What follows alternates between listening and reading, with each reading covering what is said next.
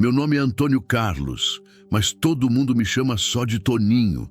57 anos, 35 deles no asfalto, 15 procurando minha filha. O motor do meu Scania ronronava baixinho, enquanto eu descia a Serra de Cristalina, em Goiás. Era final de tarde, aquela hora em que o sol vira uma bola de fogo no horizonte e a estrada fica dourada. Bonito de ver, mas eu não estava vendo beleza em lugar nenhum. Fazia tempo que não via. O cheiro de eucalipto entrava pela janela junto com o barulho das cigarras. Sempre foi assim nessa região, desde quando eu era menino e vinha com meu pai buscar carga em Anápolis. Mas agora cada árvore, cada curva, cada placa na estrada me lembrava dela. Isabela, minha bela. Puxei o freio de mão numa área de descanso e desliguei o motor. O silêncio bateu de uma vez. Só o barulho do metal esfriando e o vento balançando as folhas secas no chão. Peguei a carteira e tirei a foto dela que sempre carrego. Já estava amarelada, gasta de tanto ser tocada. 16 anos. Cabelo castanho até os ombros, sorriso que iluminava qualquer lugar. Nessa foto, ela estava de uniforme da escola, segurando um troféu de vôlei. Foi tirada 2 semanas antes de... Engoli em seco. Mesmo depois de 15 anos, ainda doía como no primeiro dia. Era dezembro de 2009. Domingo. Bela tinha ido visitar a irmã mais nova na casa da ex-sogra, do outro lado da cidade. Coisa de sempre. Ela era grudada na Júlia, que tinha só 5 anos na época. Passou a tarde toda brincando com a menina, segundo o que me contaram depois. Às 5 da tarde, decidiu voltar para casa. Trajeto simples. Descer até o centro, pegar o ônibus na rodoviária. 20 minutos depois, estava em casa. Ela conhecia aquele caminho de cor. Fazia pelo menos 3 vezes por semana. A última pessoa que viu minha filha foi seu Joaquim, que trabalhava numa lanchonete em frente à delegacia. Ele lembrava dela, porque sempre parava ali para comprar batata frita enquanto esperava o ônibus. Menina educada, sempre cumprimentava. Ela estava normal, seu Toninho. Foi o que ele me disse quando fui falar com ele. Comendo as batatinhas, olhando o movimento da rua.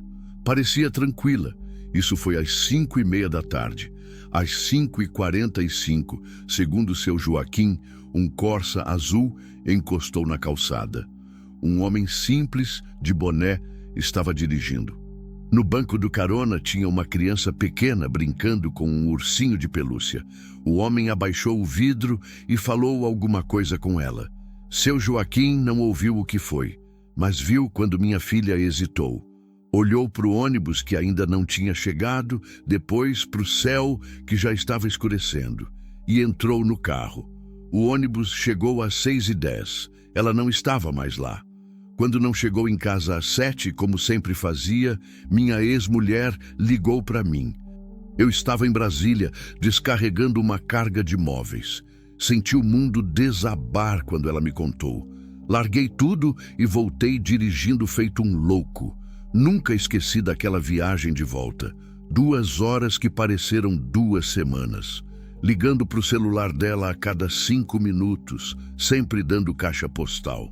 Pensando em 1000 possibilidades, todas piores que a anterior. Quando cheguei em casa, já tinha gente da família toda, vizinhos, conhecidos. Minha ex-mulher, a Sônia, estava num estado que dava dó de ver. Chorava tanto que nem conseguia falar direito. Fomos direto para a delegacia. O delegado era um homem cansado, de uns 60 anos, que já tinha visto muita coisa ruim na vida. Ele ouviu nossa história, anotou tudo, mas eu vi no olhar dele que aquilo era mais um caso que ia parar numa pilha de papéis. Vamos fazer o possível, seu Antônio, ele disse. Mas sem pista, sem testemunha, fica difícil. Testemunha tinha, seu Joaquim. Mas o que ele viu não ajudava muito. Um Corsa azul, homem de boné, criança no banco da frente, podia ser qualquer um. Mesmo assim, começamos a procurar. Eu, a Sônia, os irmãos dela, meus amigos caminhoneiros. Fizemos cartazes com a foto da Bela e colamos pela cidade inteira. Saí perguntando em todo posto de gasolina, todo restaurante de beira de estrada, toda cidade por onde passava. Durante meses foi isso que fiz. Trabalhava para ganhar o dinheiro do sustento e procurava minha filha. Levava os cartazes na boleia do caminhão e parava onde desse. Mostrava a foto dela para todo mundo que quisesse ver. Alguns diziam que tinham visto uma menina parecida em tal lugar. Outros que conheciam alguém que conhecia alguém que sabia de alguma coisa. Corri atrás de cada pista, por menor que fosse. Rodei o Brasil inteiro atrás da minha Bela. Mas o tempo foi passando e nada. A Sônia adoeceu. Depressão profunda, o médico disse. Ficou internada 2 vezes. Tomava remédio para dormir, remédio para acordar, remédio para não chorar. Mesmo assim, chorava. No final, não aguentou e foi morar com a irmã em São Paulo. Disse que não conseguia mais ficar na cidade onde a filha tinha desaparecido. Eu continuei. Sozinho, mas continuei. Mudei de casa 3 vezes, mas sempre dentro da mesma cidade. Não conseguia ir embora. E se ela voltasse? E se alguém trouxesse uma pista? Eu tinha que estar ali. Os anos foram passando. 5, 10, 15 anos. A foto da Bela foi ficando amarela, mas eu nunca parei de carregá-la. Nunca parei de mostrar pra gente. Nunca parei de perguntar. Até que há 3 meses, tudo mudou. Guardei a foto na carteira e liguei o caminhão de novo. O sol já tinha se posto e os faróis cortavam a escuridão da estrada. Tinha que chegar em Palmas ainda naquela noite para descarregar cedo no dia seguinte. Mas minha cabeça não estava na carga. Estava naquela ligação que recebi 3 meses atrás. O seu Antônio? Aqui é o detetive Marcelo da Polícia Civil. O senhor pode vir até a delegacia? Temos novidades sobre o caso da sua filha. Novidades, depois de 15 anos. E que novidades eram essas? 3 meses atrás, eu estava em Cuiabá descarregando soja quando o telefone tocou. Era uma quarta-feira de manhã, daquelas que o sol já nasce queimando e você sabe que vai ser um dia de forno. Eu estava suado, cansado, pensando só em terminar o serviço e procurar um lugar para almoçar. O número no visor eu não conhecia. Pensei em não atender. Sempre tem gente querendo vender alguma coisa, mas alguma coisa me fez aceitar a ligação. Alô? Seu Antônio Carlos? Aqui é o detetive Marcelo Silva, da Polícia Civil de Goiânia. O senhor tem um tempo para conversar? Meu coração disparou. Depois de 15 anos recebendo ligações falsas, pessoas querendo dinheiro em troca de informações inventadas, golpistas se aproveitando do desespero de uma família, eu tinha aprendido a desconfiar. Mas tinha alguma coisa na voz daquele homem que era diferente. É sobre sua filha, Isabela. Ele continuou. Preciso que o senhor venha até Goiânia. Temos algumas informações novas. Minhas pernas ficaram bambas. Sentei na boleia do caminhão e tentei controlar a respiração. Que tipo de informação? Não posso falar por telefone, seu Antônio. Mas é importante. Muito importante. Ela está viva? O silêncio do outro lado da linha durou uma eternidade. Mas preciso que o senhor venha até aqui, ele repetiu. Quando pode ser? Agora, respondi sem pensar. Estou saindo agora. Calma, seu Antônio. Termine o que está fazendo aí e venha com calma. Não vai adiantar nada o senhor se acidentar na estrada. Mas como ter calma? 15 anos esperando uma ligação como aquela. 15 anos imaginando esse momento. E agora que ele tinha chegado, minha cabeça estava um turbilhão. Terminei de descarregar a soja mais rápido do que nunca. Nem almocei direito. Comprei um sanduíche numa padaria e comi dirigindo. De Cuiabá até Goiânia são pouco mais de 900 quilômetros. Normalmente, eu fazia essa viagem parando para descansar. Mas naquele dia, dirigi às 14 horas direto. A cada quilômetro, 1000 pensamentos passavam pela minha cabeça. E se ela estivesse viva? E se alguém a tivesse encontrado? E se fosse só mais uma pista falsa, como tantas outras. Durante esses 15 anos, já tinha corrido atrás de tudo quanto é história. Uma vez, uma mulher em Campo Grande disse que viu uma moça parecida com a Bela, trabalhando num restaurante. Larguei tudo e fui até lá. Não era ela. Outra vez, um caminhoneiro disse que conhecia uma menina que tinha sido sequestrada anos atrás e agora vivia numa fazenda no interior do Pará. Viajei 3 dias para chegar lá. Também não era ela. Cada pista falsa era como levar um soco no estômago. Mas eu nunca parava de ir atrás. Porque, e se fosse verdade? E se uma dessas vezes fosse ela de verdade? Cheguei em Goiânia na quinta-feira de manhã. Não tinha dormido nada, mas estava elétrico demais para sentir sono. Tomei um banho num posto de gasolina, escovei os dentes e fui direto para a delegacia. O detetive Marcelo era um homem de uns 40 anos, cabelo grisalho nas têmporas, olhar sério, mas não duro. Me recebeu numa sala pequena, com uma mesa de metal, 2 cadeiras e um ventilador velho que fazia mais barulho que vento. Seu Antônio, obrigado por vir, ele disse, apertando minha mão. Sei que foi uma viagem longa. Detetive, pelo amor de Deus, me conta logo o que aconteceu. Não consigo mais pensar em outra coisa. Ele respirou fundo e abriu uma pasta em cima da mesa. 3 semanas atrás, prendemos um homem chamado Valdecir Freitas por outro crime: tráfico de drogas. Durante o interrogatório, ele começou a falar de coisas que tinha feito no passado, tentando negociar uma pena menor. Sabe como é? Meu coração estava batendo tão forte que eu tinha certeza que ele estava ouvindo. Uma das coisas que ele contou foi sobre um caso de sequestro que aconteceu há 15 anos. Uma menina de 16 anos, numa cidade do interior de Goiás. Minha filha? A voz saiu rouca. A descrição bate e tem mais uma coisa. Ele virou a pasta para mim e mostrou uma foto. Um Corsa azul, velho, com uma pequena batida no paralama dianteiro. Esse é o carro que ele dirigia na época. Confere com o que a testemunha viu no dia do desaparecimento da sua filha. Senti como se o ar tivesse saído da sala. Aquele carro. Durante 15 anos, eu tinha sonhado com aquele carro. Tinha imaginado ele 1 milhão de vezes. E agora estava vendo uma foto dele. Onde está minha filha? Consegui perguntar. O detetive fechou a pasta e me olhou nos olhos. Seu Antônio, eu vou ser direto com o senhor porque o senhor merece saber a verdade. O Valdecir nos contou onde ele deixou ela. O mundo parou. Eu sabia o que aquelas palavras significavam, mas minha cabeça se recusava a aceitar.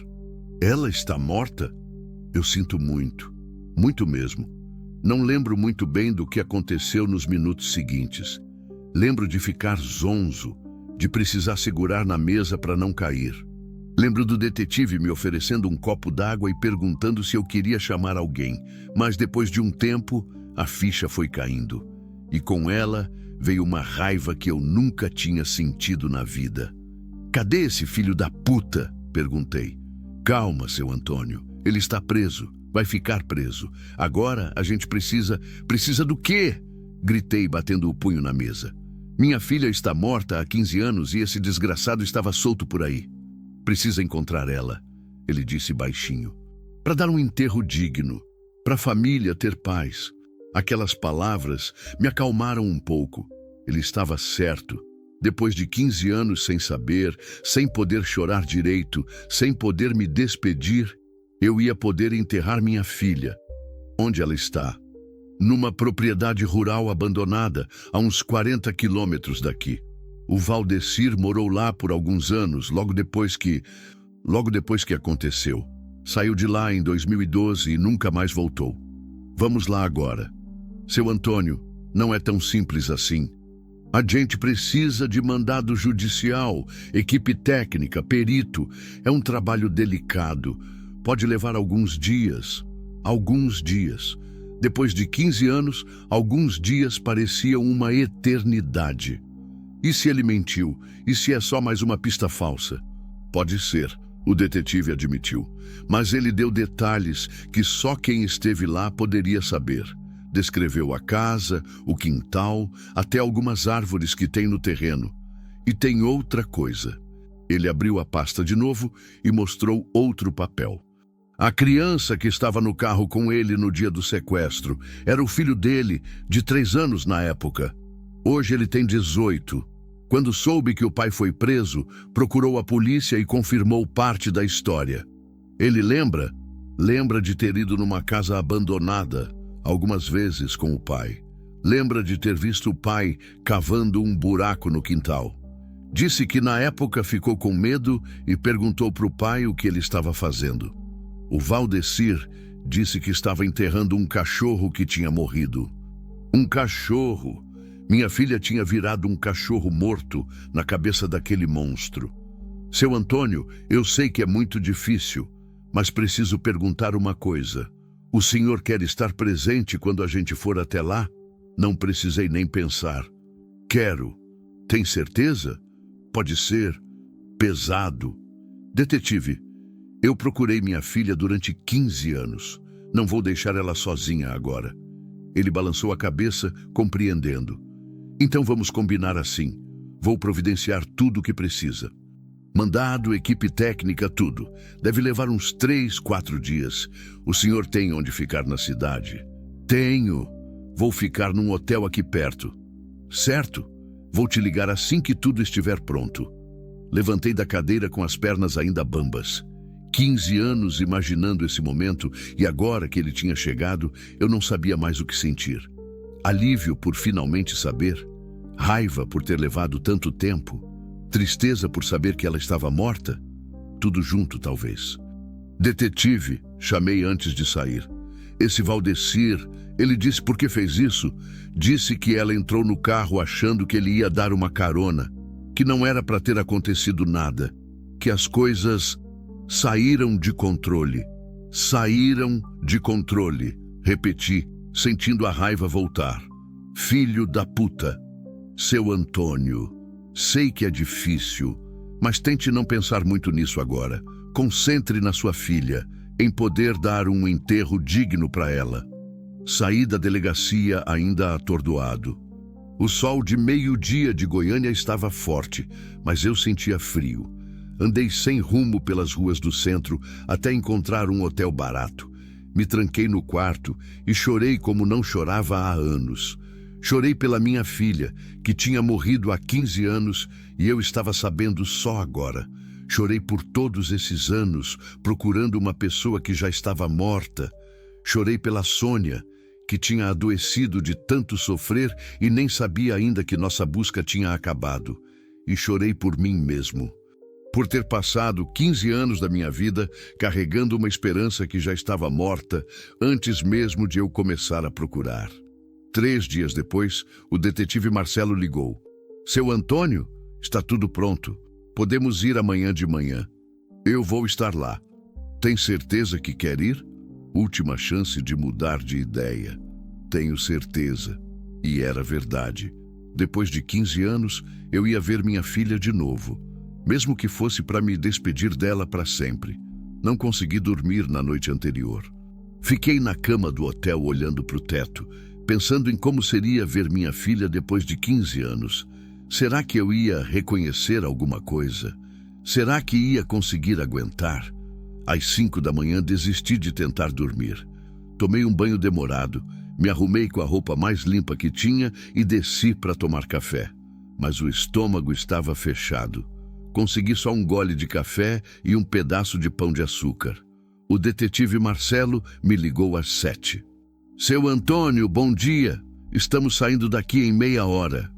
O senhor quer que eu passe aí no hotel para buscar? Prefiro ir com o meu caminhão, respondi. Preciso ter meu próprio transporte. Tudo bem, nos encontre na delegacia às 8, então. Quando cheguei lá, já tinha um movimento diferente. Vários carros da polícia, uma van com equipamentos, alguns homens de uniforme conversando no pátio. O detetive Marcelo veio ao meu encontro. Seu Antônio, esta é a equipe que vai trabalhar no local. Perito criminal, fotógrafo, escavador especializado. Vai ser um trabalho técnico, cuidadoso. Cumprimentei todo mundo, mas estava nervoso demais para prestar atenção nos nomes. Só queria chegar logo no local e acabar com aquela ansiedade. A propriedade fica a uns 40 minutos daqui, o detetive explicou. É uma casa velha, abandonada há muitos anos. O senhor vai seguir nossa viatura, tá bom? Subi na boleia do meu Scania e segui o comboio de carros da polícia pela BR-060, sentido Brasília. A manhã estava clara, mas eu sentia como se houvesse uma nuvem escura me acompanhando. A cada quilômetro, meu nervosismo aumentava. Saímos da rodovia principal e entramos numa estrada de terra. Poeira vermelha começou a subir atrás dos carros.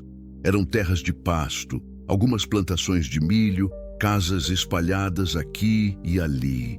Paisagem típica do interior de Goiás, que eu conhecia bem de tanto rodar por essas bandas. Depois de mais uns 15 minutos na estrada de terra, a viatura da frente parou. Chegamos numa entrada de portão velho, enferrujado, com a corrente quebrada pendurada. Uma placa desbotada dizia: propriedade particular, proibida a entrada. O local me deu arrepios só de olhar. Descemos todos dos carros e ficamos ali parados por um momento. O silêncio era perturbador. Só se ouvia o vento balançando as folhas secas e o barulho distante de algumas cigarras. Nem passarinho cantava ali. É aqui, disse o detetive olhando um papel na mão.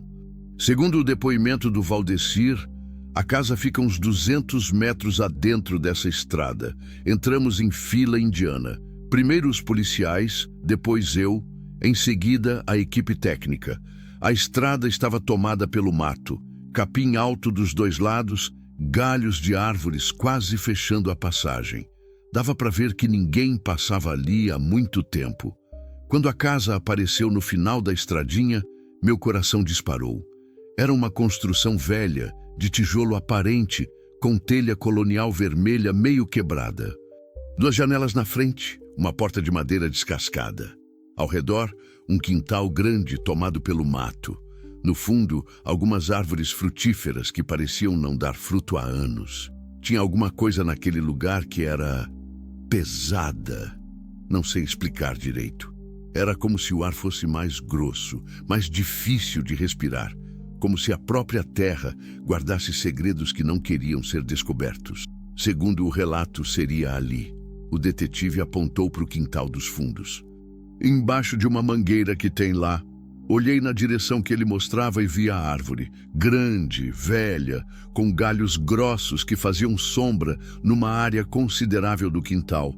O capim estava alto em volta dela, mas dava para ver que a terra era um pouco diferente num ponto específico, como se tivesse sido mexida e depois o tempo tivesse tentado esconder as marcas. "Vamos começar?" perguntou um dos técnicos. O detetive olhou para mim. "Seu Antônio, o senhor tem certeza que quer ficar? Pode ser que..." "Vou ficar", cortei ele. "Vim até aqui, não vou sair agora." "Então vamos começar devagar. Primeiro vamos mapear a área, tirar fotos, fazer as medições. Depois começamos a escavação propriamente dita. Durante quase 1 hora, os técnicos trabalharam ao redor da mangueira. Mediram, fotografaram, marcaram pontos no chão com pequenas bandeirinhas. Eu ficava ali parado, olhando, suando frio apesar do calor da manhã. "Aqui", disse o perito, apontando para o chão. "Vamos começar aqui." O escavador era um homem de uns 50 anos, magro, de movimentos cuidadosos. Começou a cavar devagarzinho, tirando camadas finas de terra e peneirando tudo. A cada punhado de terra que ele tirava, meu coração apertava mais. "Seu Antônio", o detetive veio conversar comigo. "Quer sentar na sombra? Pode demorar um pouco." "Não, obrigado. Quero ficar aqui." "O senhor já pensou em como vai avisar a mãe da Isabela?" "A Sônia." Nem tinha pensado direito em como ia contar para ela. Depois de tantos anos sofrendo, internada por causa da depressão, como ia ser receber essa notícia? "Ainda não pensei nisso", admiti. "Talvez seja melhor ela vir para cá, para a gente conversar pessoalmente." Acho que seria bom. Notícia dessas não é para dar por telefone. Continuamos ali, vendo o homem cavar. Ele já tinha feito um buraco de uns 60 centímetros de profundidade quando parou. Opa, disse ele, tem alguma coisa aqui. Meu sangue gelou. O perito se aproximou com uma escovinha pequena e começou a limpar cuidadosamente o que o escavador tinha encontrado. Era um pedaço de plástico preto. Parece ser uma sacola, ele disse. Pode ser ela?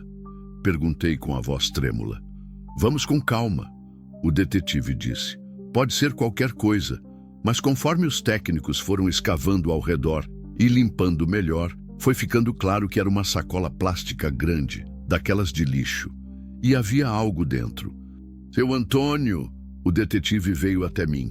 Talvez seja melhor o senhor se afastar um pouco agora. Não, vou ficar. Seu Antônio, eu vou ficar! Gritei, surpreendendo até a mim mesmo. Todos pararam de trabalhar e me olharam. Respirei fundo e tentei me controlar. Desculpa, é que... Ela é minha filha. Procurei ela há 15 anos. Não vou deixar ela sozinha agora.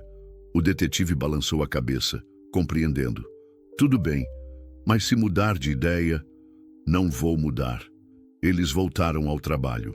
Com muito cuidado, foram retirando a sacola da terra. Era pesada, dava para ver. Colocaram numa lona estendida no chão e começaram a abrir. Quando abriram a sacola, senti como se levasse um soco no estômago. Tinha ossos ali dentro e pedaços de tecido. Uma blusa de cor azul claro, já manchada e desgastada pelo tempo, mas ainda reconhecível. Era a blusa que minha Bela estava usando no dia que desapareceu.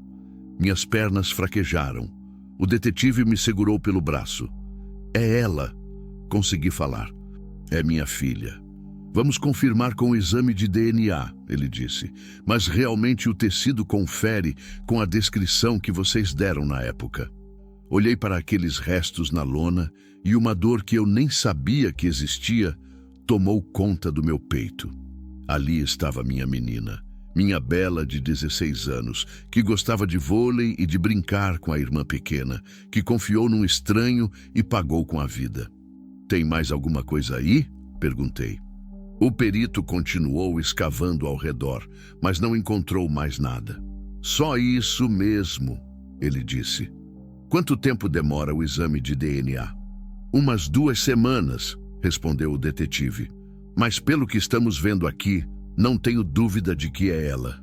Fiquei ali parado, olhando para aquela lona, tentando processar que minha busca de 15 anos tinha acabado, que eu tinha encontrado minha filha, que ela estava morta há todo esse tempo e eu correndo o Brasil atrás de uma pessoa que não existia mais.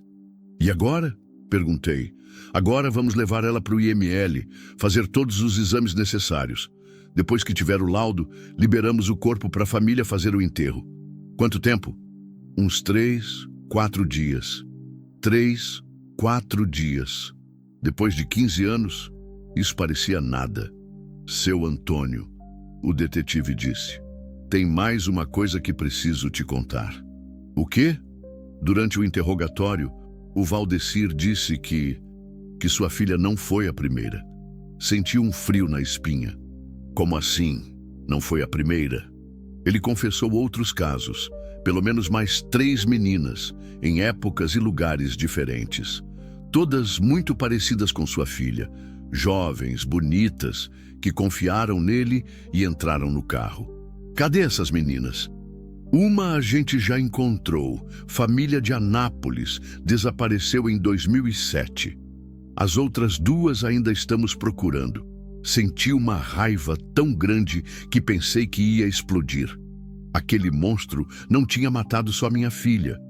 Tinha destruído outras famílias, causado o mesmo sofrimento que eu passei para outras pessoas. Esse filho da puta vai ficar preso até morrer? Vai.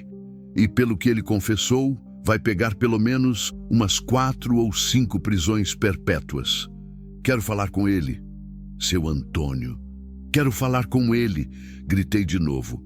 Não vai adiantar nada e pode ser pior para você. Detetive, eu mereço olhar na cara do homem que matou minha filha. Mereço perguntar para ele por quê. O porquê você já sabe. Ele é um doente, um psicopata, não tem explicação racional. Mesmo assim, quero falar com ele. O detetive suspirou. Vou ver o que posso fazer, mas não prometo nada. Enquanto a equipe terminava de recolher tudo e limpar a área, fiquei ali parado embaixo da mangueira, pensando em quantas vezes minha filha passou por essa árvore durante todos esses anos que procurei por ela.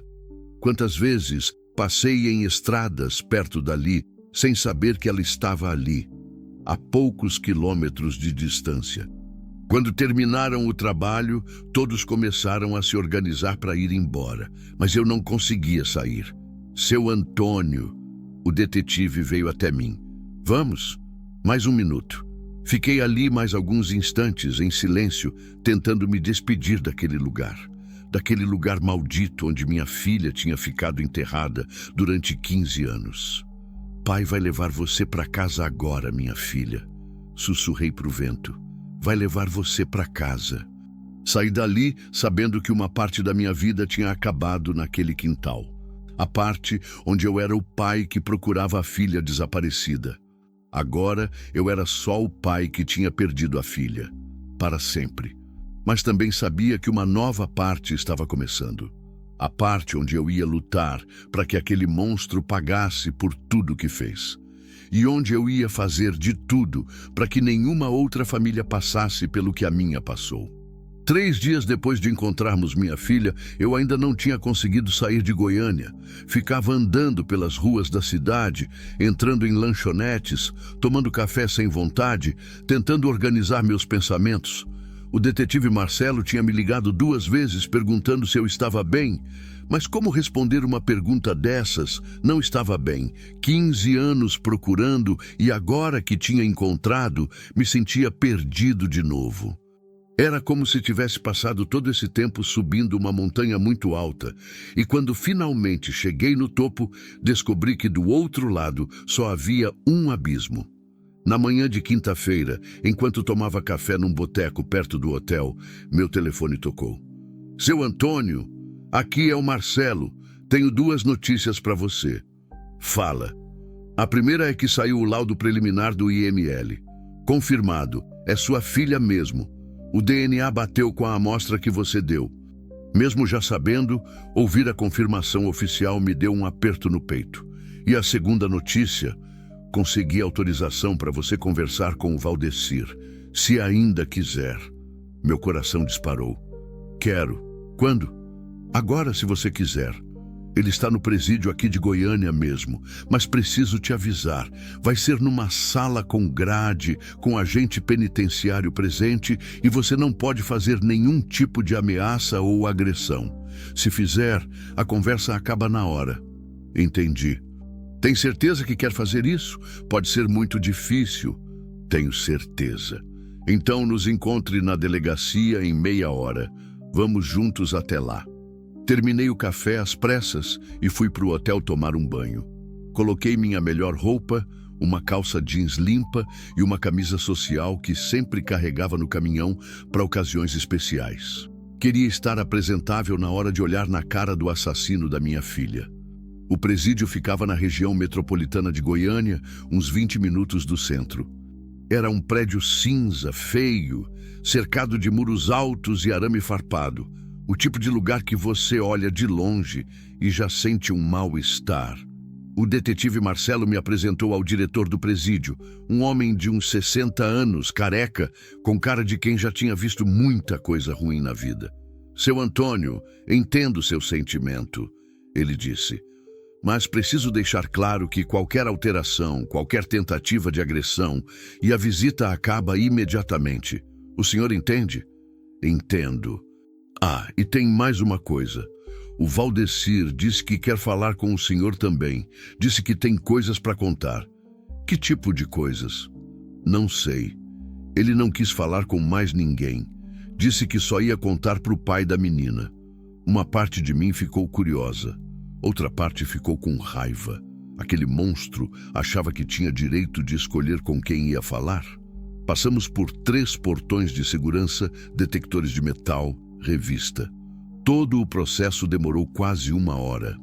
Finalmente chegamos numa sala pequena, com uma mesa de metal no meio e 2 cadeiras de cada lado. Entre as cadeiras, uma grade de ferro. Ele vai chegar em alguns minutos, disse o agente penitenciário. Eu vou ficar aqui o tempo todo. Qualquer problema é só me chamar. Fiquei ali sentado esperando com o coração batendo forte. Depois de 15 anos, ia ver a cara do homem que tinha destruído minha família. A porta se abriu e ele entrou. Era um homem comum. Essa foi minha primeira impressão. Uns 50 e poucos anos, altura média, magro, cabelo grisalho. O tipo de pessoa que você cruza na rua e nem repara. Nada nele indicava que era um monstro. Ele se sentou do outro lado da grade e me olhou.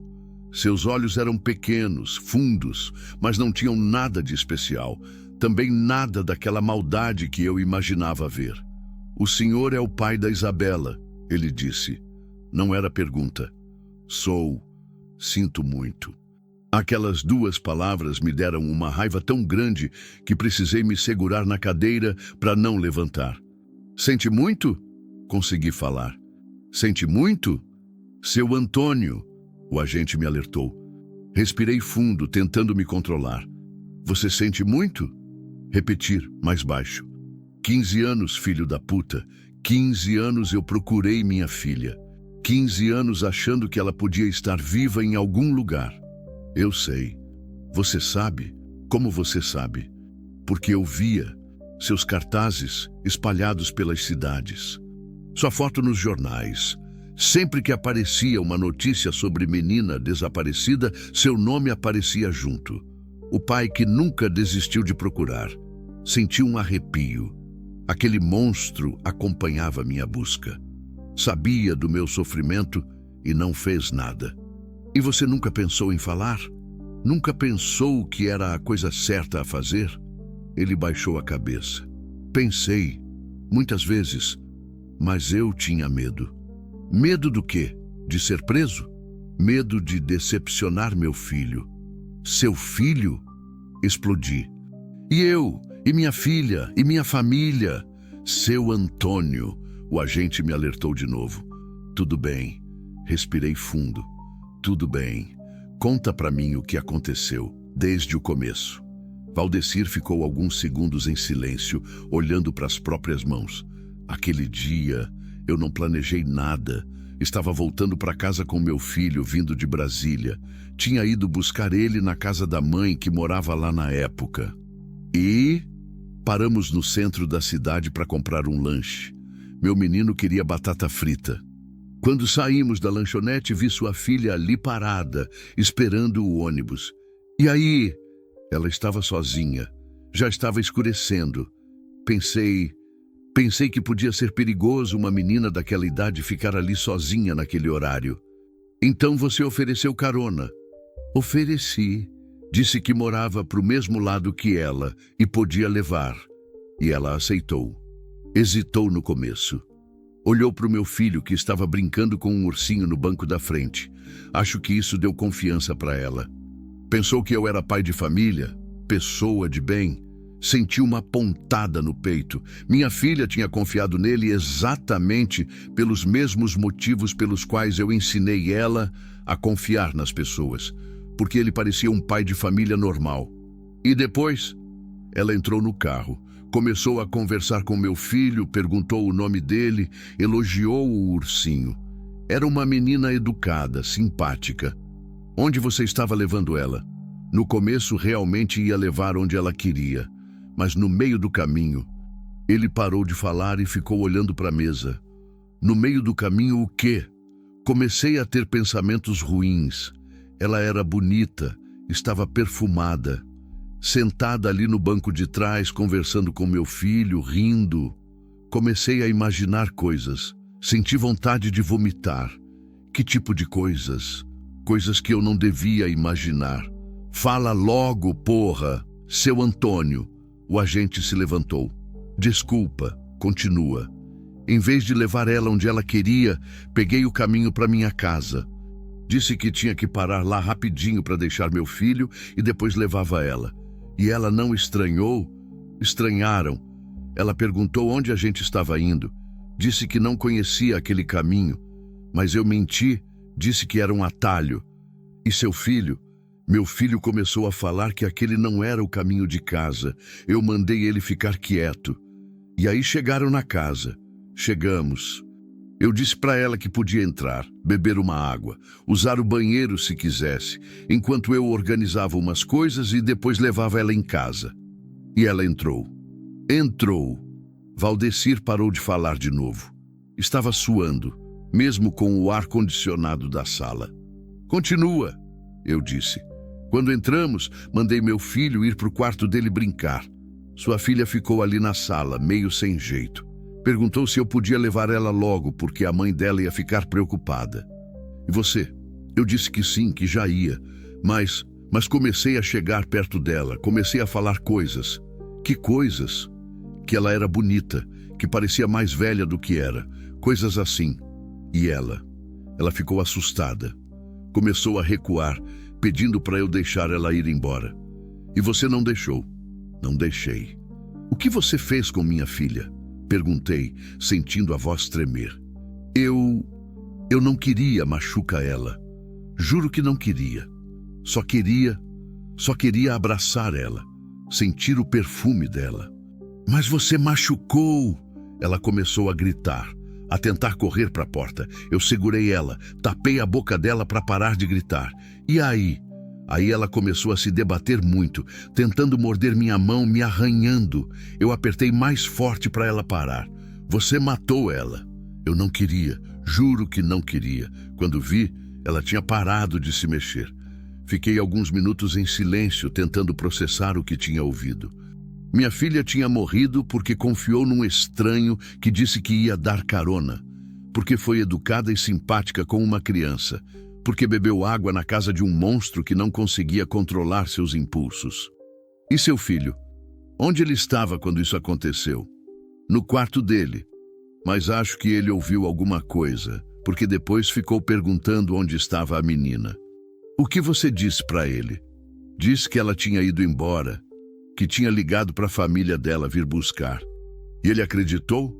Na época, sim. Era muito pequeno. E depois? Depois enterrei ela no quintal da casa, na madrugada, quando meu filho estava dormindo. E saiu por aí como se nada tivesse acontecido. Tentei, mas não consegui. Fiquei doente, sem dormir, sem comer.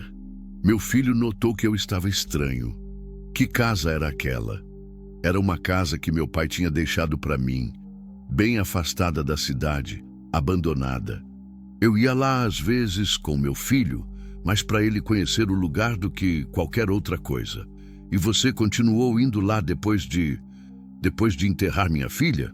Algumas vezes, mas sempre ficava muito mal. Não conseguia ficar muito tempo. Por isso você vendeu a casa? Vendi em 2012. Não aguentava mais. E nunca mais voltou lá? Nunca mais. Fiquei olhando para ele, tentando entender como uma pessoa podia carregar um segredo desses por 15 anos. Como podia viver normalmente, trabalhar, criar um filho, sabendo que tinha uma menina enterrada no quintal de uma casa abandonada. Você disse que minha filha não foi a primeira, eu disse. Ele levantou a cabeça e me olhou nos olhos pela primeira vez. Não foi. Quantas? 4, contando com sua filha. 4 meninas. 4. Todas do mesmo jeito? Mais ou menos. Sempre oferecia carona. Sempre levava para lugar isolado. Sempre acontecia a mesma coisa. Você é doente. Eu sei. Não, você não sabe.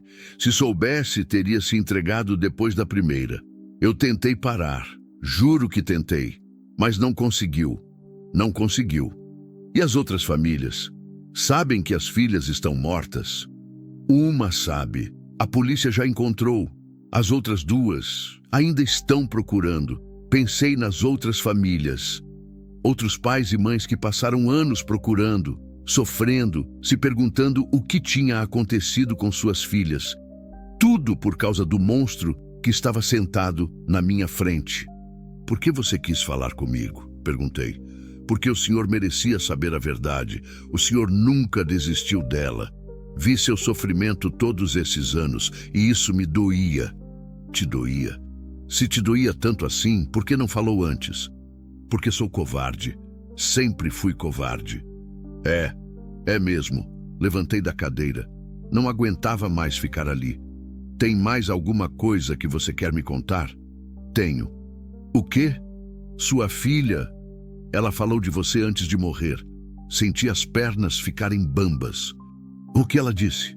Disse que o pai dela ia ficar muito preocupado se ela não chegasse em casa, que o pai dela era caminhoneiro e que ia sair procurando ela se ela sumisse. Lágrimas começaram a escorrer pelo meu rosto. Ela estava certa, consegui dizer. Eu procurei ela até encontrar. Eu sei e sinto muito por isso. Sinto muito pelo que fiz com sua família. Seu arrependimento não vale nada, eu disse. Não traz minha filha de volta. Não traz de volta os 15 anos que perdi procurando ela. Eu sei.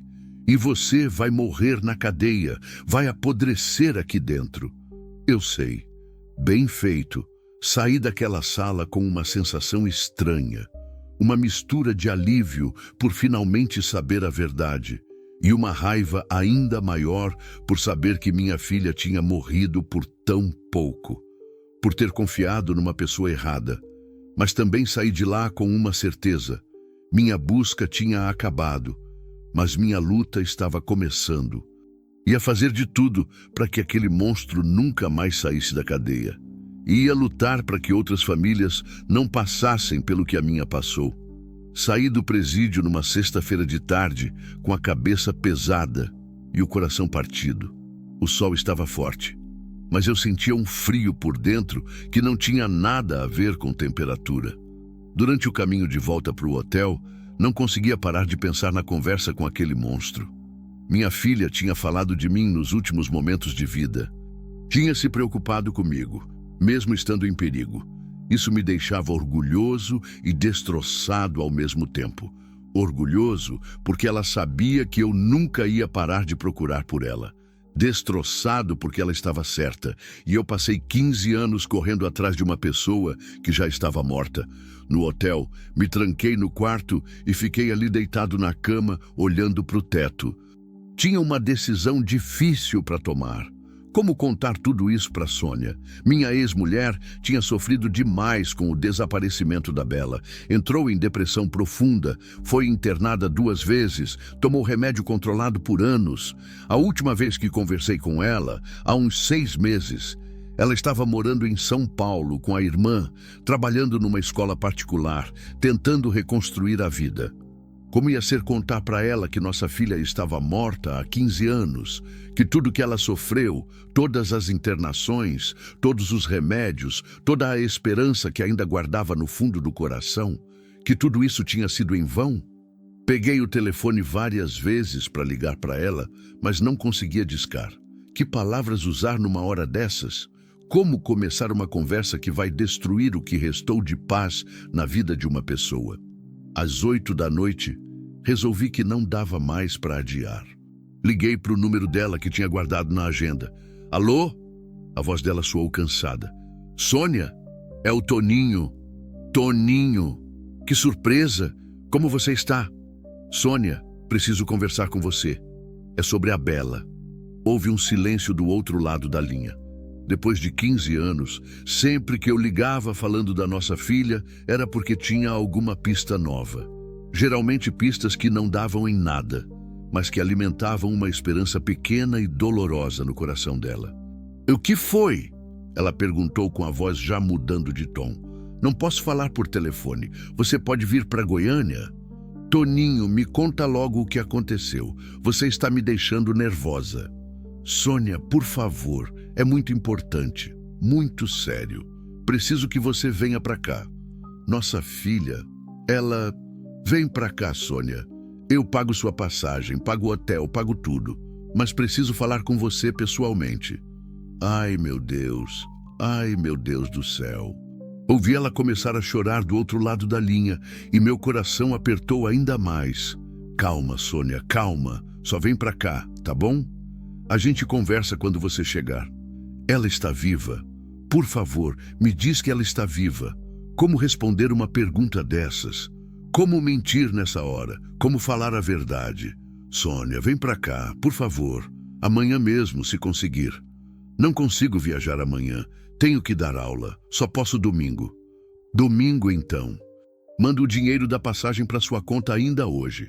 Toninho, você está me matando de ansiedade. Me dá pelo menos uma pista do que aconteceu. A gente achou ela, Sônia. Achou? Como assim achou? Onde ela estava? Como ela está? Domingo a gente conversa. Eu vou te buscar no aeroporto. Toninho! Domingo, Sônia. Te amo. Desliguei o telefone antes que ela pudesse insistir mais. Fiquei ali sentado na cama, tremendo. Tinha acabado de quebrar o coração da minha ex-mulher, sem nem contar ainda o que tinha acontecido de verdade. Mas não tinha outro jeito. Notícia desse tipo não é para dar por telefone. Ela merecia ouvir pessoalmente. Merecia ter alguém por perto na hora que soubesse a verdade. No sábado, passei o dia inteiro pensando em como ia contar tudo para ela. Ensaiei várias vezes no espelho do quarto do hotel, tentando encontrar as palavras certas. Mas não existe palavra certa para uma notícia dessas. Domingo de manhã acordei cedo e fui buscar ela no aeroporto. O voo de São Paulo chegava às 10 horas. Fiquei ali esperando no saguão, nervoso, vendo as pessoas saírem do desembarque. Quando a vi aparecer, levei um susto. Sônia estava mais magra, mais velha. O cabelo, que antes era castanho, agora estava grisalho. Ela andava devagar, com os ombros caídos, como uma pessoa que carregou peso demais por tempo demais. Quando me viu, veio correndo na minha direção. Toninho, cadê ela? Onde está nossa filha? Abracei ela forte, sentindo que começava a tremer nos meus braços. Calma, Sônia, vamos conversar com calma. Não quero calma, quero ver minha filha. 15 anos, Toninho, 15 anos esperando esse momento. Eu sei. Ela mudou muito. Deve estar uma mulher feita agora. 31 anos. Será que tem filhos? Será que casou? Cada palavra dela era como uma facada no meu peito. Como contar para ela que nossa filha não ia casar nunca, que não ia ter filhos nunca, que não tinha mudado nada porque tinha morrido no mesmo dia que desapareceu? Vamos tomar um café primeiro, eu disse. Conversar com calma. Que café, Toninho? Quero ver minha filha. 15 anos sem ver minha menina. Sônia, por favor, só um café. 5 minutos. Alguma coisa no meu tom de voz deve ter chamado a atenção dela porque parou de insistir. Me seguiu até uma lanchonete no aeroporto e se sentou na minha frente, me olhando com aquela esperança dolorosa nos olhos. Fala logo, Toninho. Não aguento mais essa ansiedade. Respirei fundo. Sônia, a gente achou nossa filha. E como ela está? Onde ela estava todos esses anos? Ela não estava bem. Como assim não estava bem? Estava doente? Machucada? Sônia, fala logo. Nossa filha está morta. As palavras saíram da minha boca como um tiro, seco, direto, sem rodeios. Não consegui encontrar uma maneira mais suave de falar. Sônia ficou me olhando por alguns segundos, como se não tivesse entendido. Como assim, morta? Ela morreu no mesmo dia que desapareceu, há 15 anos. Não, isso não é verdade. É verdade, Sônia. A polícia encontrou o corpo dela e o assassino confessou. Não! Ela gritou, levantando da cadeira. Não é verdade! Você está mentindo! As pessoas na lanchonete começaram a olhar para nossa mesa. Levantei e tentei acalmar ela. Sônia, se senta, por favor. 15 anos eu acreditei que ela estava viva. 15 anos rezando, esperando, sonhando com o dia que ela ia voltar. Eu sei. Você não sabe de nada, ela berrou. Você pelo menos tinha a estrada, tinha o caminhão, tinha a ilusão de estar procurando. Eu fiquei parada, doente, tomando remédio, me culpando por ter deixado ela sair de casa naquele dia. Sônia, eu morri junto com ela, entende? Eu morri naquele dia e fiquei 15 anos sendo enterrada viva. Ela desabou na cadeira, chorando de um jeito que eu nunca tinha visto ninguém chorar. Era um choro de quem perdeu tudo, de quem descobriu que passou 15 anos da vida vivendo uma mentira. Sentei do lado dela e a abracei. Ela chorou no meu ombro por muito tempo, molhando minha camisa com lágrimas de 15 anos. Como ela morreu? Ela perguntou, com a voz rouca. Você tem certeza que quer saber? Tenho.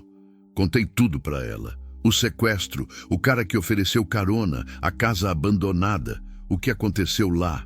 Cada detalhe que o assassino tinha me contado. Ela ouviu tudo em silêncio, só chorando. E esse monstro está preso? Está. E vai ficar para sempre. Quero ver ele. Sônia, quero olhar na cara do homem que matou minha filha. Não vai fazer bem para você. Nada vai fazer bem para mim. Ela gritou de novo. Minha filha está morta há 15 anos. Eu vivi 15 anos numa mentira. Não existe nada que possa me fazer bem. Tá bom, se você quiser, a gente vai lá. E o corpo? Onde está o corpo da nossa filha? No IML, fazendo os últimos exames. Deve ser liberado para enterro essa semana. Enterro, ela repetiu, como se fosse uma palavra estrangeira. Vou enterrar minha filha. Vamos enterrar ela. Onde? Onde você quiser. No cemitério da nossa cidade, perto da casa onde ela cresceu. Perto de onde ela foi feliz. Tudo bem. Ficamos ali na lanchonete mais 1 hora, em silêncio na maior parte do tempo. Sônia chorava de vez em quando. Eu ficava olhando para ela sem saber o que falar. Que palavras existem para uma situação dessas? Toninho, ela disse, depois de um tempo. Fala. Eu sempre soube. Soube o quê? Que ela estava morta. Lá no fundo eu sempre soube. Mãe sente essas coisas. Então por quê? Porque esperança é a última coisa que morre. E mesmo quando você sabe que não tem mais jeito, ainda se agarra nela, porque a alternativa é aceitar que sua filha está morta, e isso é inaceitável. Eu também sempre soube, admiti, mas continuei procurando mesmo assim. Por que você nunca parou? Porque se eu parasse de procurar, seria como se eu estivesse desistindo dela, e eu nunca ia conseguir viver comigo mesmo se fizesse isso. E agora? O que a gente faz agora? Era uma pergunta difícil. O que fazer depois que sua vida inteira desmorona? O que fazer depois que você descobre que os últimos 15 anos foram baseados numa ilusão? Agora a gente enterra nossa filha, eu disse, e aprende a viver com a verdade. Não sei se consigo. Você consegue. A gente consegue. Como você tem tanta certeza?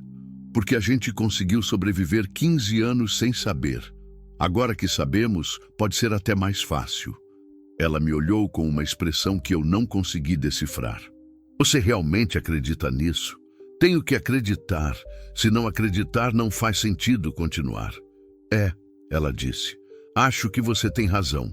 Saímos do aeroporto e fomos para o hotel onde eu estava hospedado. Consegui um quarto para ela no mesmo andar que o meu. O resto do domingo passamos conversando, relembrando a Bela, chorando juntos. Era estranho estar ali com minha ex-mulher depois de tanto tempo.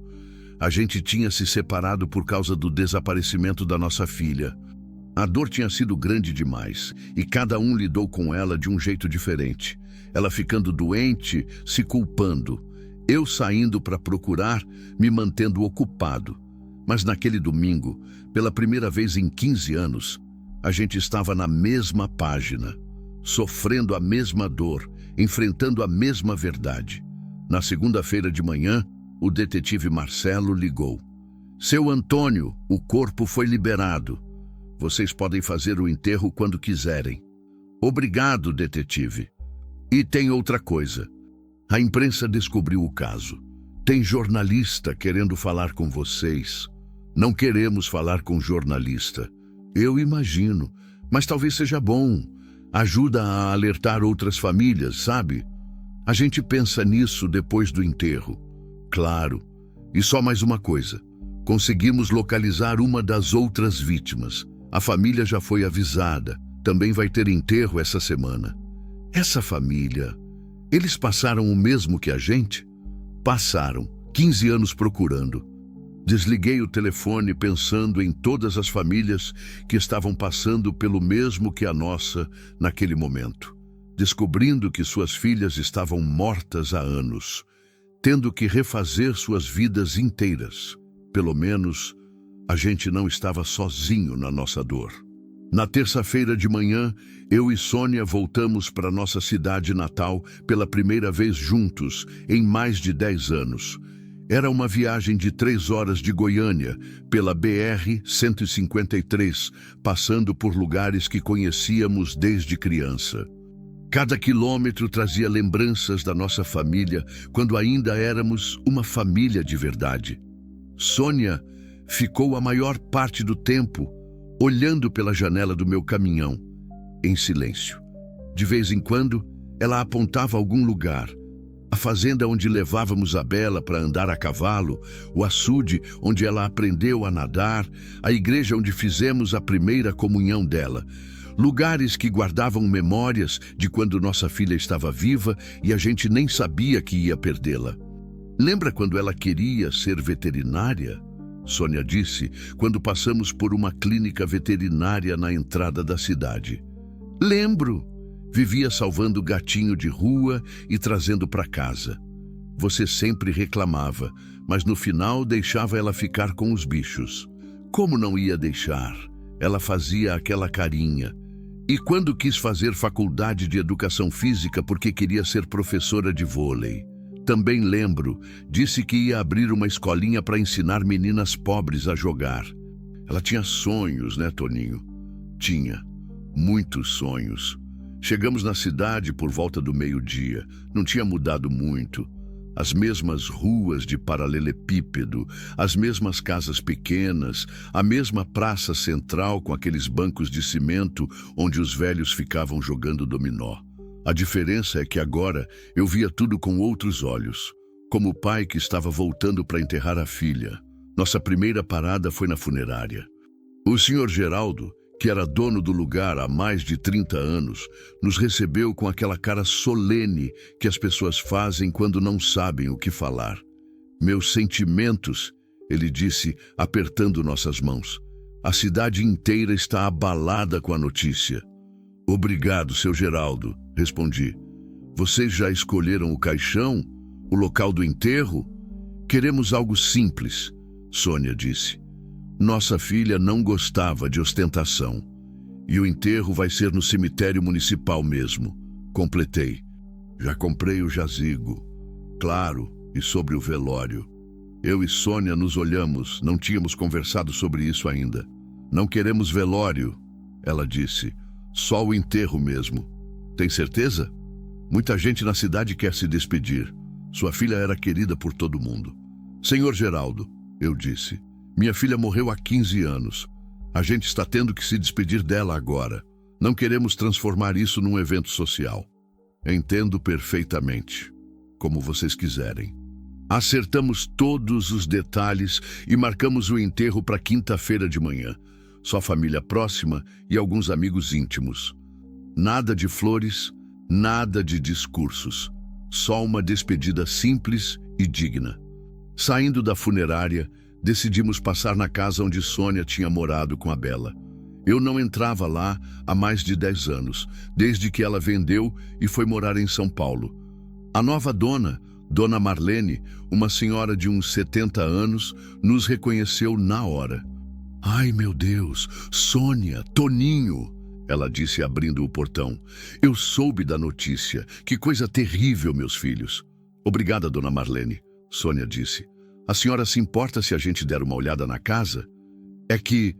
Claro que não. Entrem, entrem. A casa continua praticamente igual. E era verdade. A sala ainda tinha a mesma disposição.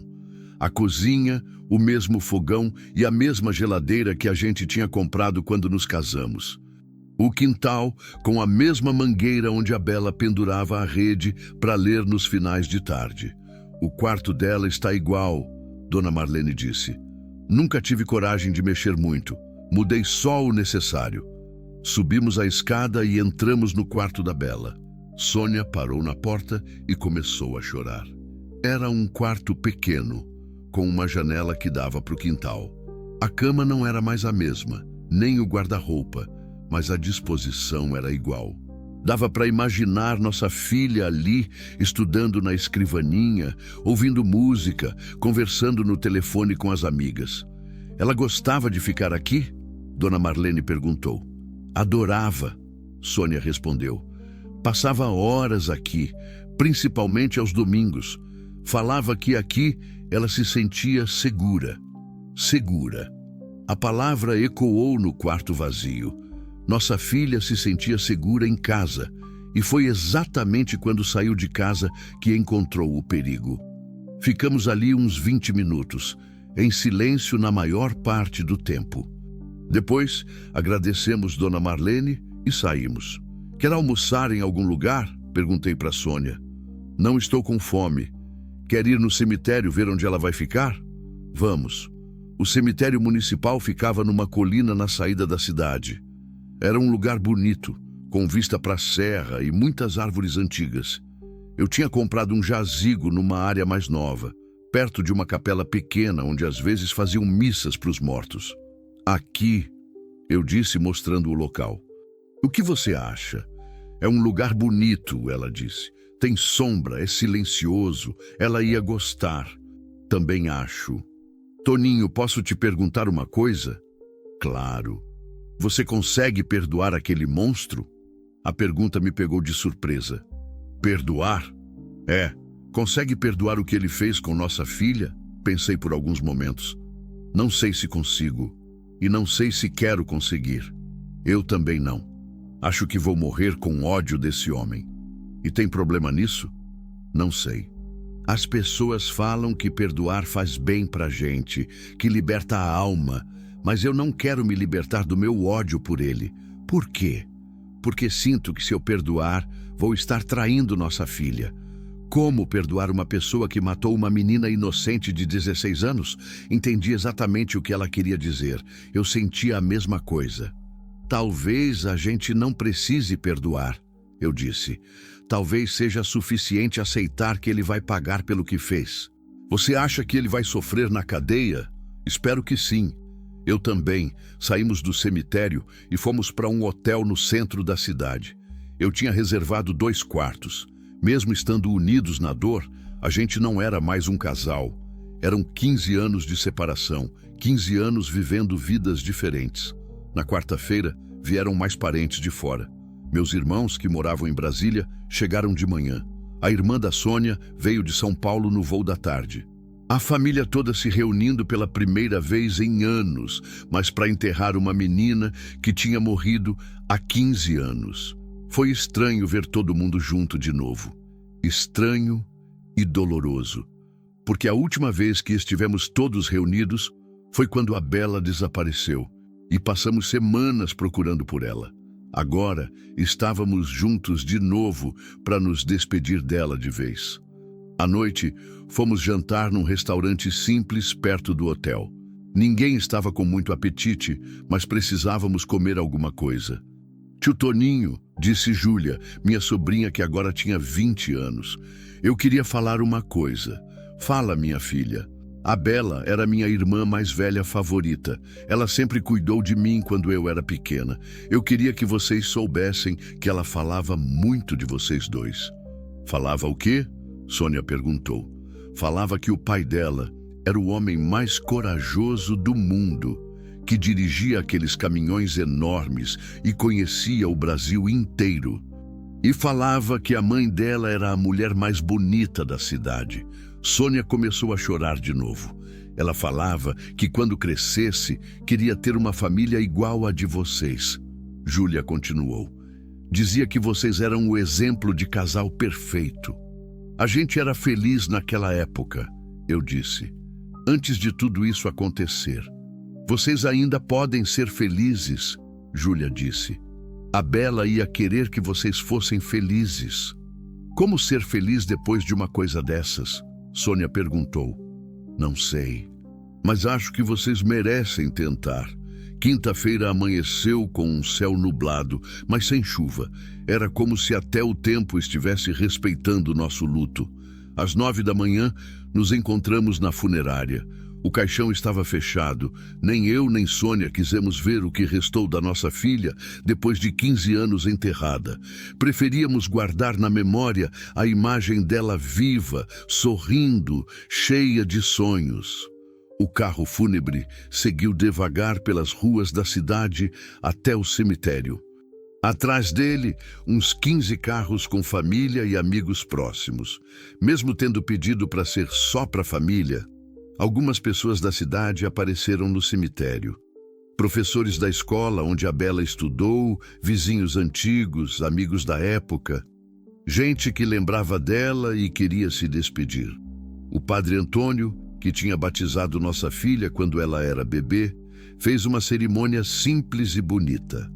Falou sobre a vida eterna, sobre como os que amamos nunca morrem realmente, sobre como a Bela estava em paz agora. Quando chegou a hora de descer o caixão, eu não aguentei. Comecei a chorar como não chorava desde criança. Não era só tristeza, era raiva, revolta, injustiça. Era 15 anos de dor saindo de uma vez. Sônia me abraçou e a gente chorou junto, ali na frente de todo mundo, sem vergonha. Eram lágrimas que precisavam sair há muito tempo. Depois que todos foram embora, eu e Sônia ficamos sozinhos no cemitério. Sentamos num banco perto do túmulo e ficamos ali conversando com nossa filha. Bela filha, eu disse, olhando para a lápide onde estava escrito seu nome. O papai cumpriu a promessa. Te procurei até encontrar. E agora você está em casa, pertinho da gente. Minha filha querida, Sônia disse, perdoa a mamãe por demorar tanto para te trazer para casa. Perdoa a gente por deixar você sozinha todos esses anos. Ficamos ali até o sol se pôr, conversando com ela, contando sobre os últimos 15 anos, sobre como tinha sido difícil viver sem ela. Prometemos que íamos visitá-la sempre, que nunca mais ela ia ficar sozinha. Quando saímos do cemitério, eu sentia que um ciclo tinha se fechado. A busca tinha acabado. O mistério tinha sido resolvido. Nossa filha estava em paz, mas sentia também que outro ciclo estava começando. O ciclo de aprender a viver sabendo a verdade. O ciclo de descobrir quem eu era, além de ser o pai que procurava a filha desaparecida. E agora, Toninho? Sônia perguntou quando chegamos no hotel. Agora a gente segue em frente, eu disse. Não sei como, mas a gente segue. Juntos. A pergunta ficou no ar entre nós. Éramos duas pessoas que tinham passado 15 anos lidando com a mesma dor de maneiras diferentes, que tinham se separado por causa dessa dor. Será que agora que sabíamos a verdade, poderíamos tentar de novo? Não sei, respondi honestamente. Talvez a gente possa tentar descobrir isso. Talvez, ela disse, mas sem pressa. A gente tem tempo. Temos o resto da vida para descobrir como viver com a verdade. Naquela noite, pela primeira vez em 15 anos, consegui dormir sem sonhar com minha filha perdida na estrada. Sonhei com ela em casa, brincando no quintal, rindo, viva. E acordei em paz. 2 meses depois do enterro da Bela, eu ainda estava na nossa cidade natal. Tinha alugado uma casa pequena perto do cemitério e estava tentando descobrir o que fazer com o resto da minha vida. Durante 15 anos, minha existência tinha girado em torno de uma única coisa: procurar minha filha. Agora que essa busca tinha acabado, me sentia perdido. Era como se tivesse passado todo esse tempo subindo uma montanha, e quando finalmente cheguei no topo, não soubesse mais para onde ir. A empresa de transportes onde eu trabalhava foi compreensiva. Me deram licença por tempo indeterminado. Disseram que minha vaga estaria sempre aberta quando eu quisesse voltar. Mas eu não sabia se queria voltar. Não sabia se conseguia voltar a rodar pelas estradas do Brasil carregando mercadoria, como se nada tivesse mudado. Sônia tinha voltado para São Paulo 1 semana depois do enterro. Mas a gente conversava todos os dias por telefone. Conversas longas sobre a Bela, sobre nós, sobre como lidar com a nova realidade. Era estranho estar próximo dela de novo depois de tantos anos. Éramos duas pessoas diferentes das que tínhamos sido quando éramos casados, mas unidas pela mesma dor e pelas mesmas memórias. Foi numa quinta-feira de manhã que tudo mudou. Eu estava tomando café na cozinha da casa quando o telefone tocou. Seu Antônio? Aqui é o detetive Marcelo. Oi, detetive. Como está? Bem, obrigado. Estou ligando porque preciso da sua ajuda com uma coisa. Claro, o que você precisa. Tem uma família aqui em Goiânia que está passando pelo que vocês passaram. Filha desapareceu há 3 anos, nenhuma pista, nada. Estão desesperados. E eles souberam da sua história pelos jornais. Querem conversar com o senhor. Acham que talvez o senhor possa ajudar eles de alguma forma. Ajudar como? Não sei bem. Acho que só querem conversar com alguém que entende o que eles estão passando. Alguém que nunca desistiu de procurar. Fiquei alguns segundos em silêncio pensando. Como é o nome dessa família? Cardoso. Roberto e Maria Cardoso. A filha se chama Amanda. Tinha 18 anos quando desapareceu. E vocês acham que pode ter alguma ligação com o caso da minha filha? Por enquanto não. Mas ainda estamos investigando. O que eu sei é que eles estão precisando de apoio. E talvez o senhor também se sinta bem ajudando outras pessoas. Onde eles moram? Aqui em Goiânia mesmo, bairro Setor Pedro Ludovico. Tá bom, passo a informação de contato deles para mim. Vou mandar por WhatsApp agora mesmo. E seu Antônio? Fala. Obrigado. Sei que não é fácil, mas acho que pode fazer bem para todo mundo. Depois de desligar, fiquei pensando na proposta. Será que eu estava pronto para reviver toda aquela dor? Será que conseguia ajudar outra família sem me destruir no processo? Mas pensando bem, talvez fosse exatamente isso que eu precisava. Um propósito novo. Uma maneira de usar minha experiência para ajudar outras pessoas. Liguei para o número que o detetive tinha me mandado. Alô? Atendeu uma voz feminina, cansada. Dona Maria, aqui é Antônio Carlos. O detetive Marcelo me passou seu contato. Seu Antônio! A voz mudou na hora. Obrigada por ligar. Muito obrigada. Imagina, o detetive disse que vocês queriam conversar comigo. Queremos sim. O senhor pode vir aqui em casa ou a gente pode ir aí onde o senhor está. Eu vou aí. Amanhã de manhã pode ser? Pode. Qualquer hora. A gente está sempre em casa. Então até amanhã. Seu Antônio? Sim? O senhor achou sua filha, né? A pergunta me apertou o peito. Achei, Dona Maria, achei. Como ela estava. Não tive coragem de falar a verdade por telefone. A gente conversa pessoalmente amanhã, tá bom? Tá bom. Obrigada, muito obrigada. Na manhã seguinte, peguei a estrada para Goiânia no meu Scania. Eram só 3 horas de viagem, mas durante o percurso, 1000 pensamentos passaram pela minha cabeça. Como ia ser conversar com aquele casal? O que falar para pessoas que estavam vivendo o mesmo pesadelo que eu tinha vivido? A casa dos Cardoso ficava num bairro classe média de Goiânia, uma rua tranquila, com casas pequenas e bem cuidadas. Quando parei o caminhão na frente, vi uma mulher na janela que acenou para mim. Devia ser a Dona Maria. Eles me receberam na porta. Um casal de uns 50 anos, ele magro e alto, ela baixinha e rechonchuda. Dava para ver o sofrimento estampado no rosto dos dois. Seu Antônio, ela disse me abraçando. Que bom que veio. Obrigado por me receber. Entre, entre. Fiz café fresquinho. A casa era simples, mas aconchegante. Na sala, vi várias fotos de uma moça jovem, bonita, de cabelos cacheados e sorriso largo. Devia ser a Amanda. Essa é nossa filha, disse seu Roberto, notando que eu estava olhando as fotos. Menina bonita. Era, ele disse, e se corrigiu na hora. É bonita. Sentamos na mesa da cozinha e Dona Maria serviu café com bolo de fubá.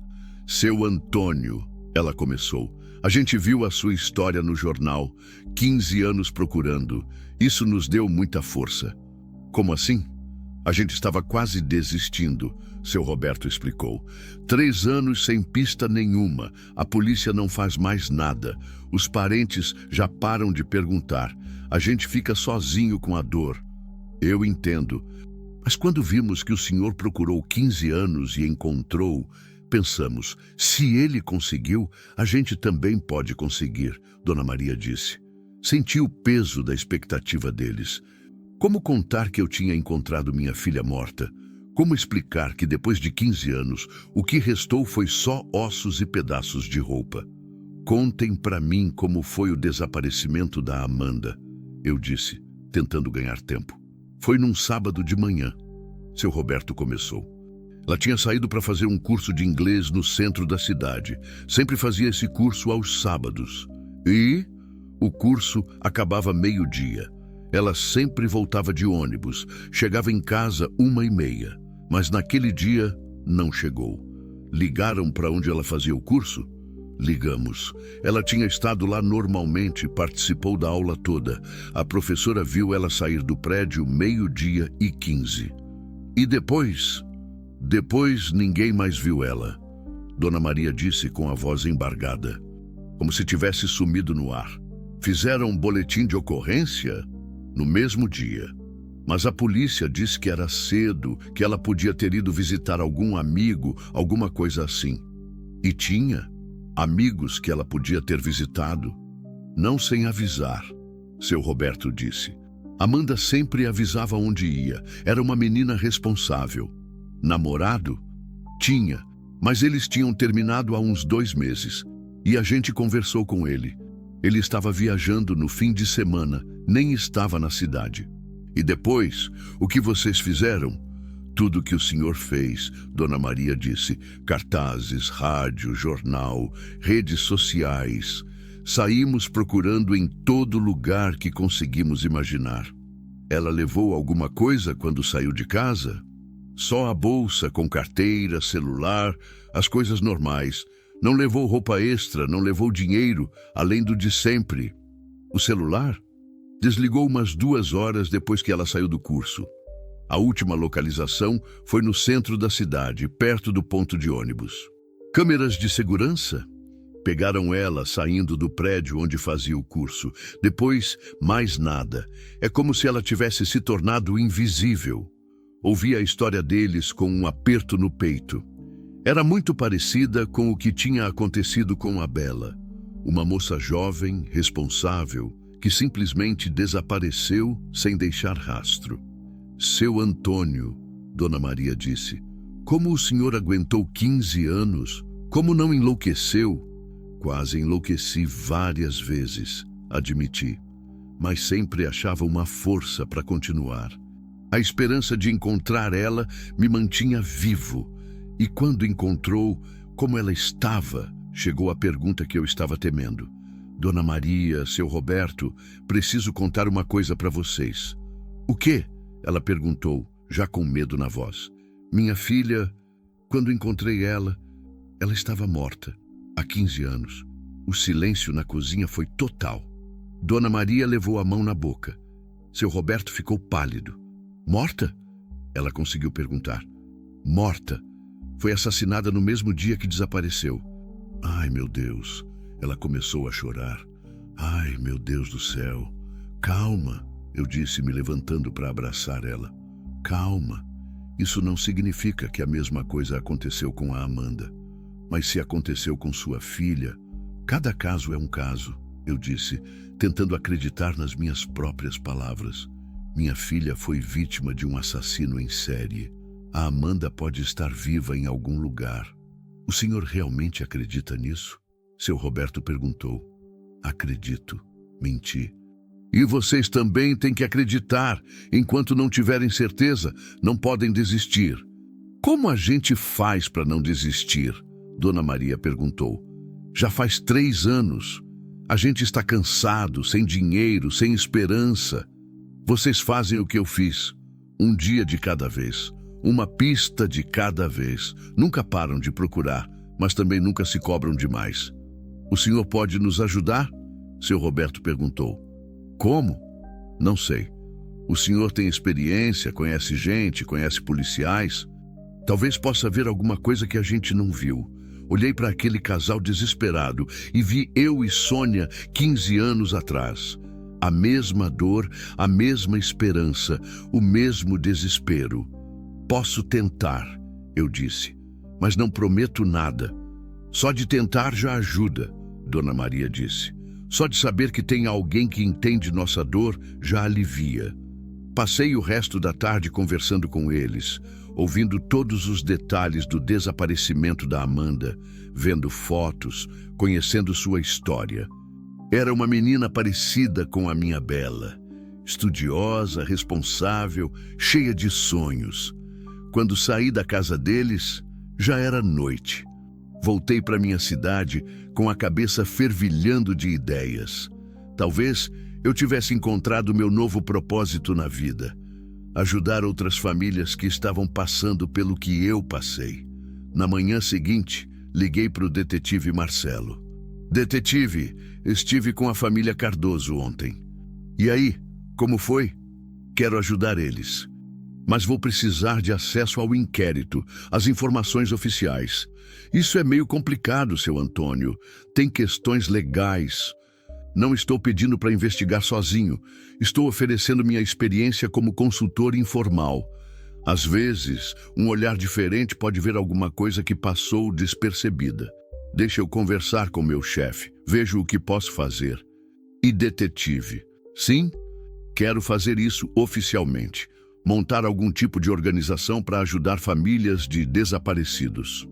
Usar minha experiência para algo útil. Gostei da ideia. Posso indicar outros casos, se você quiser. Quero. Desliguei o telefone com uma sensação que não sentia há muito tempo. Propósito. Pela primeira vez em 15 anos, eu tinha algo para fazer que não era procurar minha filha.